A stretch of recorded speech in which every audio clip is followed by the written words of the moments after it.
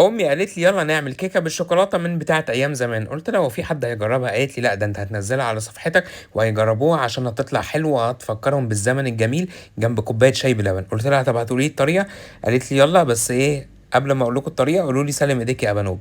اول حاجه بقى حطيت 5 بيضات وعليهم كيسين من الفانيليا، وهقلب بقى كويس قوي البيض. لازم يا جماعه البيض يتقلب عشان ما يحصلش فيه اي تكتل. قلت لها ها، قلبنا البيض وبعدين؟ قالت لي بص بقى يا باشا، هتنزل بكوبايه من اللبن يكون كامل الدسم، انت جايبه من اللبان. قلت لها يعني الدايت كده باظ؟ قالت لي يا عم اسمع بس الكلام. قلت لها ماشي. بعد كده قالت لي بص بقى، حط كوبايه ونص من السكر شويه شويه. قلت لها خلاص تمام. قلت لها طب لو انا ما عنديش مضرب، الناس اللي بتتفرج عليا؟ قالت لي هتعملوا الكيكه دي في الخلاط هتطلع احلى من المضرب كمان. قلت لها خلاص ماشي انا مصدقك. بعد كده قالت لي بعد بقى ما تقلب كويس قوي هتنزل كده بحوالي ربع كوبايه من الزيت. عايز تحط سمنه حط، بس ايه عشان الدايت. قلت لها كل ده ودايت؟ كملي. قالت لي بعد كده هنحط بقى كوبايتين ونص من الدقيق شويه بشويه.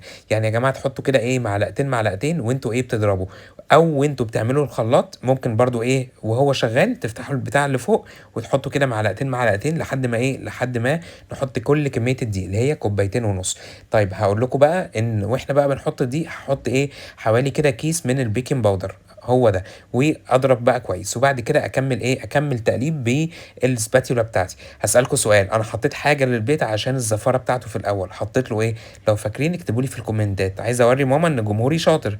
بعد كده جبت بقى الصينيه بتاعت ماما القديمه دي وحطيت بقى ايه شويه من الزيت، لازم تدين زيت كويس. قلت لها طب نحط رشه دي؟ قالت لي لا الكيكه بتاعتي مش بنحط لها رشه دي. قلت لها خلاص تمام. بعد كده بقى حطيت نص الكيكايه وبعد كده بقى ايه قالت لي عندك كاكاو؟ قلت لها لا انا ما جبتش. قالت لي طب امال هنعملها ازاي بالشوكولاته؟ قلت لها عندي هوت شوكليت هنحط منه. قالت لي خلاص ماشي. حطيت كده معلقتين كبار من الهوت شوكليت وبجد مدي طعم حلو قوي للكيكه.